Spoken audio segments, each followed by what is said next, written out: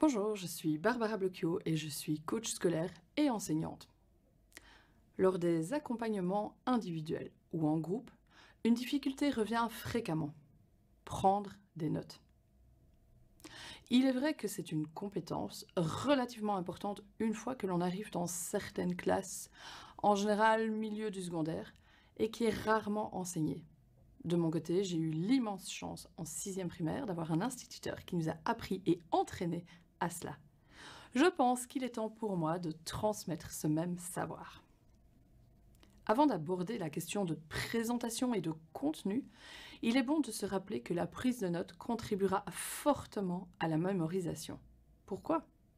Parce que notre cerveau, il retient 80% de ce que nous faisons, alors qu'il ne retient que 20% de ce qu'il entend et 40% de ce qu'il voit, soit 60% de ce qu'il voit et entend simultanément. Par ailleurs, la prise de notes vous permet de mieux comprendre le cours et de faire un premier tri dans les informations qu'il faudra retenir. L'inconvénient, et c'est souvent là que ça coince, est qu'il faut être très rapide en règle générale. La seconde difficulté est la capacité à trier les informations et à choisir l'essentiel. Aujourd'hui, c'est sur le premier point que je veux mettre l'accent: la rapidité. Pour être rapide, il faudra vous entraîner. C'est comme pour tout. Quand on démarre, on a besoin de temps, de répétition, d'entraînement pour devenir meilleur. Un peu comme les grands sportifs. Alors, comment faire pour devenir le Flash McQueen de la prise de notes? Première règle d'or: on ne note pas des phrases entières. Excite le mot à mot. On va remplacer certains groupes de mots par des pronoms, on supprime des mots qui ne servent à rien et on utilise des symboles ou des pictos pour représenter certains verbes, par exemple. Le sketchnote est idéal pour cela. Prenons cet exemple. Je vous lis un court passage, essayez de noter. Engendré par des tâches arbitraires, le stress accroît le mal-être, mais mis au service de ce qui est important pour vous, il sera votre meilleur allié. Alors, qu'est-ce que ça donne? Chez moi, voici ce que ça pourrait donner en prise de notes.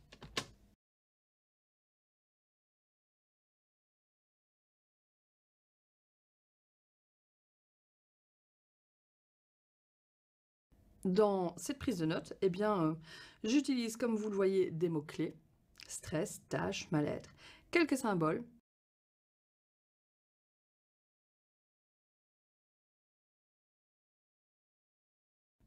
On voit que le bec de canard, pour moi, provient de, issu de, engendré par. La flèche vers le haut va représenter l'augmentation, hein. Et en dessous, j'utilise aussi des petits dessins. Okay, on voit le dessin d'une tâche, par exemple, un cœur. Le cœur qui, pour moi, représente ce que j'aime, donc ce qui est important pour moi. Voilà un premier exemple.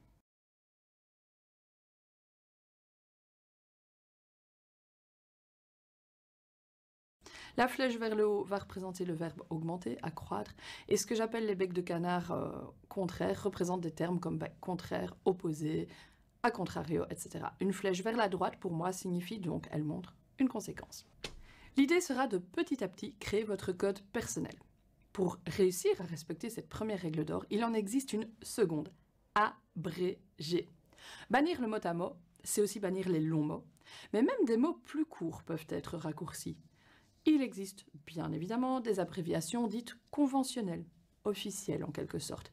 Libre à vous de les utiliser si vous les connaissez. Mais vous pourrez aussi créer les vôtres. Je vous montre quelques exemples d'abréviations dites courantes. Je suis certaine que vous en connaissez plusieurs d'entre elles.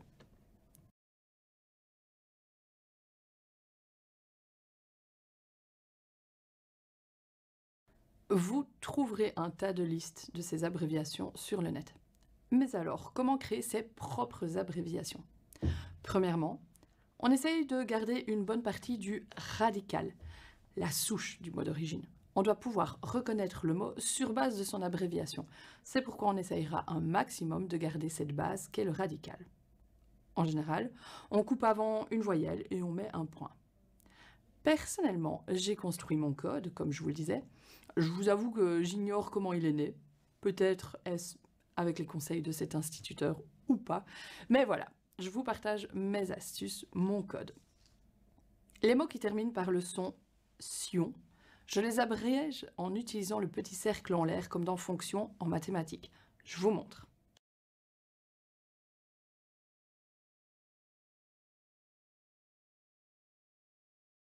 Vous avez compris? Autre raccourci que je fais, c'est pour les mots qui terminent par le son en. Je me suis basée sur les abréviations dites conventionnelles. J'utilise toujours le petit t en l'air, comme dans développement. Allez, hop, je vous montre ça.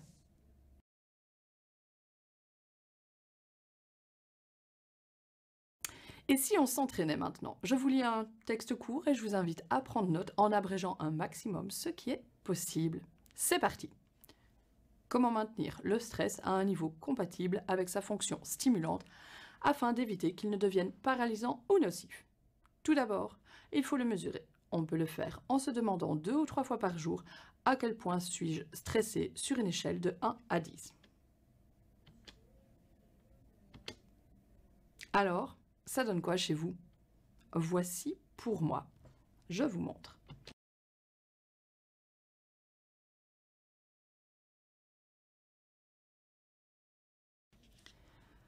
Comme vous l'avez probablement remarqué dans mes différents exemples, une autre technique pour abréger consiste à utiliser des symboles. Là aussi, il existe un tas de symboles qui sont dits conventionnels. Une majorité d'entre eux nous proviennent des maths, mais ce ne sont pas les seuls. Par ailleurs, en combinant certains entre eux, ça peut donner lieu à une autre signification. Certains symboles vont également avoir une signification différente selon le domaine d'activité. Prenons par exemple le fameux dièse ou carré que l'on retrouve sur les téléphones. Eh bien, dans le domaine de l'oreca, cela représente le terme chambre. Allons voir quelques symboles courants et ce qu'il est possible de vouloir signifier et abréger grâce à eux.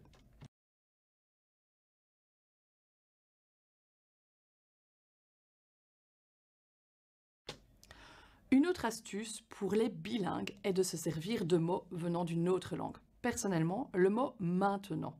Je le note toujours en utilisant now en anglais. Je n'utilise pas le mot en néerlandais nu, qui est certes plus court, mais qui peut porter confusion avec le mot en français signifiant être nu. Vous pouvez également vous inspirer du langage SMS, des emojis et des pictos. Voilà, toutes mes astuces pour devenir rapide à la prise de notes. Nous découvrirons dans une prochaine vidéo comment structurer votre prise de notes. En attendant, je vous invite à réécouter cette capsule en vous entraînant à prendre note. Bon amusement!